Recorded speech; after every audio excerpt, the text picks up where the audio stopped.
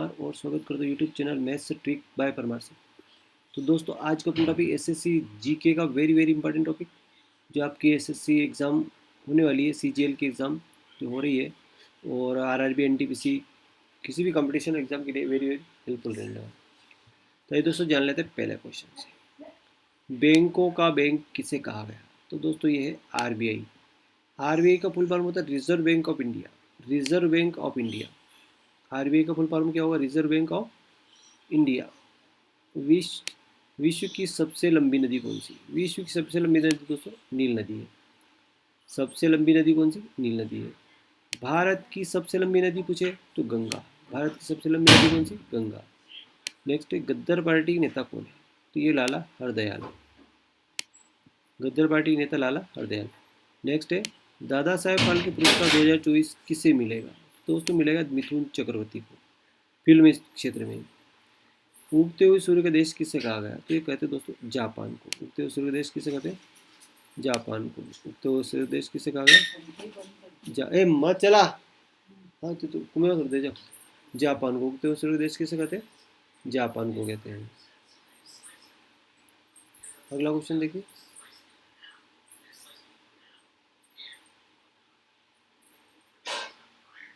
तो अगला क्वेश्चन आपके सामने ये रहा।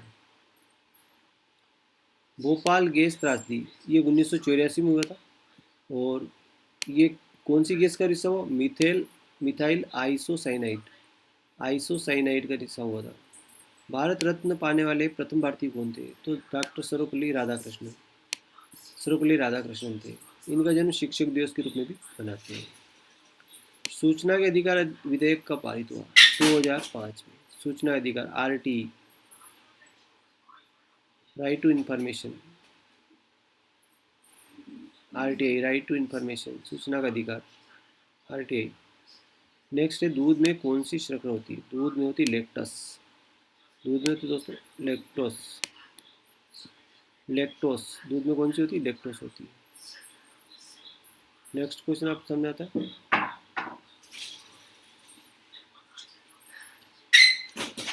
अगला क्वेश्चन आपके सामने देखिए दोस्तों, ये रहा। एक बाइट में कितने बीट होते हैं? एक बाइट में तो दोस्तों 8 बीट होते हैं। हाल ही में दिल्ली की मुख्यमंत्री कौन बनी? तो ये आतिशी मार्लेना।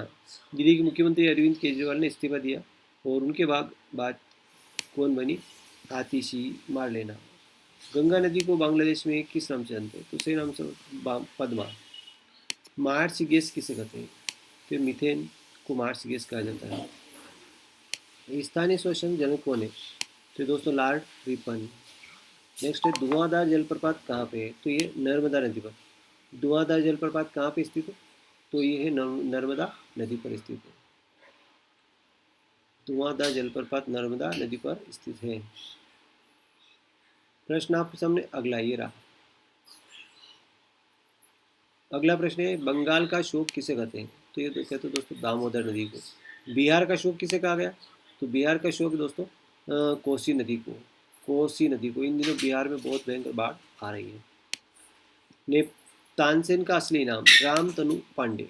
मिस्र की राजधानी कौन सी दोस्तों? काहिरा। शतरंज के बोर्ड पर कितने खाने होते हैं? 64। शतरंज के बोर्ड पर 64 खाने होते हैं।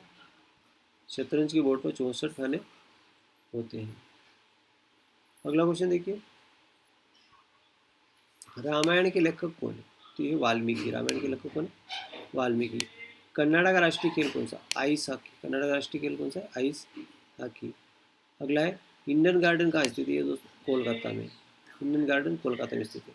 नोबेल पुरस्कार प्राप्त करने वाले पहले भारतीय? ये रविन्द्रनाथ टैगोर। रविन्द्रनाथ टैगोर। पोलो खेल में कितने खिलाड़ी होते हैं? पोलो खेल में होते 4 खिलाड़ी होते हैं। जापान का मैनचेस्टर किसे कहते हैं? ओसाका। जापान का मैनचेस्टर किसे कहते हैं? ओसाका। ये आपके एसएससी 2024 में पूछा गया क्वेश्चन है।